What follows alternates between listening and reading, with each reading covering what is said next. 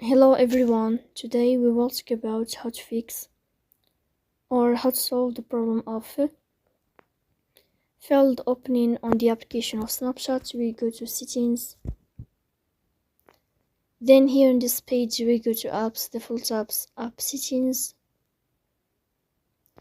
In this list you will scrolling down until you find this window here of Snapchat and you will click here. Then in this page of app info you will go to first stop and you will click OK. Here you will enter to the window of storage. Then we click on clear cache. After that we go to Play Store.